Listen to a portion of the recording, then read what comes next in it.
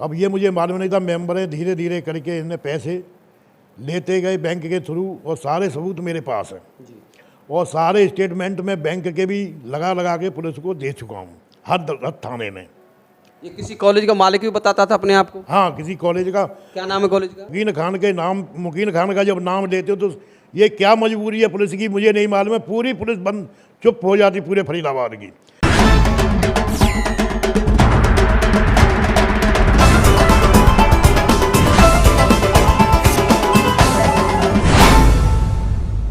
आप जुड़े हैं मुद्दे की बात में कृष्ण कौशिक के साथ। आज हम मौजूद हैं गांव असावटी में, और एक गांव असावटी के बुज़ुर्ग हैं, सीनियर सिटीजन हैं, रेलवे विभाग से रिटायर्ड हैं। मामला है इनकी बेटी से, इनकी विधवा बेटी से एक व्यक्ति ने 45 लाख रुपए झांसे में डालकर ठग लिए। पुलिस प्रशासन के दरवाज़ों पर धक्के खा रहे हैं। इन्होंने हर दरवाजे पर दस्तक दिए हैं न्याय के लिए, लेकिन अभी तक इनको न्याय नहीं मिला है। जानते हैं आखिर क्या है पूरा मामला। जी रमेश जी, आप बताइए शर्मा जी, क्या आपके साथ किस तरह की ठगी हुई है? मेरे पास ठगी ये हुई है, यहाँ गांव में सावटी में एक लड़की ने प्राइवेट स्कूल खोला था। आपकी बेटी ने? बेटी ने, मेरी बेटी। क्या नाम बेटी का? रूबी मिश्रा करके नाम था। हाँ है रूबी मिश्रा ने वो खोला था, और वो इंदू अग्रवाल के पास सेंटर मांगने गई थी। उसमें एक मीटिंग चल रही थी। मीटिंग में यूँ कहा गया कि एक मुकीन खान करके इंदू अग्रवाल ने कहा कि ये सब कुछ करा देंगे, सेंटर भी दिलवा देंगे, जन कहिए कि स्कूलों के ये मेंबर है। अब ये मुझे मालूम नहीं था, मेंबर है, धीरे धीरे करके इन्हें पैसे लेते गए बैंक के थ्रू, और सारे सबूत मेरे पास हैं और सारे स्टेटमेंट में बैंक के भी लगा के पुलिस को दे चुका हूँ हर थाने में। ये किसी कॉलेज का मालिक भी बताता था अपने आप को? हाँ, किसी कॉलेज का। क्या नाम है कॉलेज का? कॉलेज का एक मालिक था जो इंजीनियरिंग, वो क्या नाम, डॉक्टरी कोई कॉलेज है, वो क्या नाम है उसका, बताता था। जो कि उसकी जब इंक्वायरी हुई तो उस कॉलेज का भी ये मालिक नहीं निकला। अच्छा। हाँ, और इसमें इसने सारा लड़की का जितने पैसे थे रिश्तेदारों से, इनसे ले लवा के करीब 45 लाख रुपए, और इसकी लड़की की चीज़ बत भाई जेवलर्स के यहाँ धरवा के बिकवा के वो भी पैसे यही ले गया पूरे, जो बैंक में चीज़ रखी थी सोने की करीब। यानी कि आपकी बेटी ने जेवर भी बेच के पैसा दे के इसको दे दिया, जो कि लड़की विधवा थी। लड़की को खाने कमाने के लिए कोई चीज़ नहीं थी। उसके बावजूद भी मैं कई एक थाने में मुख्यमंत्री, प्रधानमंत्री, राष्ट्रपति और जो कमिश्नर साहब, सीपी साहब के लिए, सीपी साहब ने एक बार इंक्वायरी चेंज भी की, तो उन्होंने बोला NIT फरीदाबाद के पास भेजिए, वो सब पूरा कर देंगे। जो बल्लमगढ़ शाखा में हुई, एक बार फरीदाबाद में हुई, और फरॉड रिपोर्ट बना के जो कई रिपोर्ट में कि दे दिए, इनका कोई खर्चा नहीं हुआ है, जो सारा पैसा अभी तक मुझे कुछ नहीं मिला। और मुकीन खान का जब नाम लेते हो तो ये क्या मजबूरी है पुलिस की, मुझे नहीं मालूम है। पूरी पुलिस बंद चुप हो जाती पूरे फरीदाबाद की। ACP centre, ACP NIT, SSP, सब लोग बंद हो जाते, सबके साइन करें उसमें, जो कि इन पर मेरे पास सारा सबूत है। मैंने RTI के माध्यम से इनकी एप्लीकेशन निकालने के बाद भी अभी भी जो कहते मेरे इंक्वायरी में आज तक मेरे सामने मुकीन खान को नहीं बुलाया, और मुझे ही उल्टी धमकी मिल रही है। मैं ही हर दरवाजे पे जा रहा हूँ, और कल भी मुझे बुलाया हुआ है। अगर मैंने दिया तो मेरे फ़ोन पे ही डाल देते हैं, मुझे देने भी नहीं आते हैं। और मैं वहाँ जाता हूँ, उन्हें हाथ में दे के आया कल SI को एक कॉपी, उसका जवाब। जाने के बाद वहाँ से फिर मेरे पास एक नोटिस आ गया। मैं उस नोटिस से मैं इनसे इतना तंग हो गया हूँ, मुझे रोटी खाना भी भारी पड़ रही है, और सब जगह से मैं परेशान हूँ। जो कि इस काम के लिए कुछ पुलिस 30,000 के डब्बे भी ले गई मिठाई के मेरे से। 30,000 डब्बे किस बात के लेगी?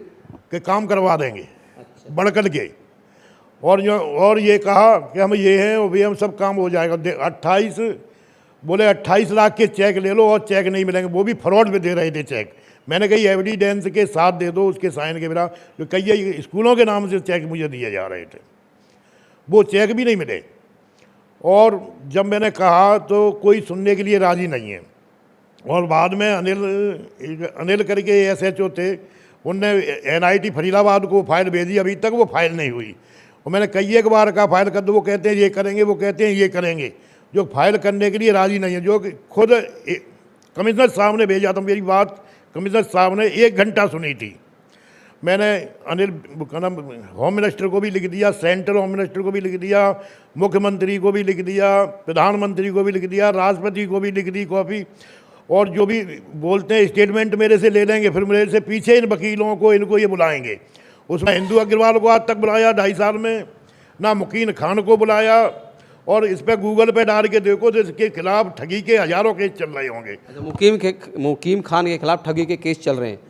अच्छा, एक चीज़ इसका बात का निचोड़ शर्मा जी यही है कि आपने प्रधानमंत्री से लेकर मुख्यमंत्री, सीपी, पुलिस थाने सब तक दस्तक दी, सब जगह फरियाद लगाई, लेकिन अभी आपकी फरियाद जांच के नाम पर कुछ नहीं, मुझे अटक रही है, भटक रही है। मुझे ही धमकी दी जा रही है। एनआईटी के वो क्या नाम एसीपी मेरे को ही बुला रहे हैं, उसको नहीं बुलाते कभी भी सामने। और कल भी मेरे को बुलाया हुआ है। मैं कह रहा हूँ मैं क्या स्टेटमेंट नहीं बोले, तुमको स्टेटमेंट देने पड़ेंगे। अच्छा शर्मा जी, आप भाजपा के भी कोई पदाधिकारी? भाजपा का पदाधिकारी हूँ। मैं सन 90 से भाजपा के लिए काम कर रहा हूँ। जो 94 में मैंने भ्रष्टाचार की हेडिंग भी लिखी थी, केंद्र में जो चल रही है मेरी लिखी हुई चल रही है, वो डालूंगी। और उसके ऐसा तो नहीं है भाजपा के नाम पे आप प्रेशर डाल रहे होंगे, मैं भाजपा का हूँ, भाजपा के गलत काम कराने के लिए पुलिस पे प्रेशर डाल? गलत काम कराना नहीं चाहता। जो सच है वही काम करें, गलत मैं चाहता भी नहीं हूँ कभी।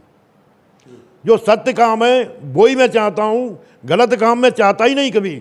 और ना गलत काम मैं करता कभी। मैंने नौकरी में 35 साल नौकरी की है, मेरी भी इंक्वायरी कर लो। मैंने किसी से रिश्वत वगैरह ली हो तो मेरी भी इंक्वायरी कर लो।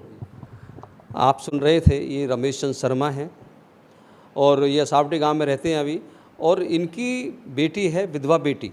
विधवा बेटी से मुकीम खान नाम के व्यक्ति ने 45 लाख रुपए, जिनका जो कि इनका कहना है, वो अलग अलग समय पे बैंक खाते के माध्यम से ठग लिए।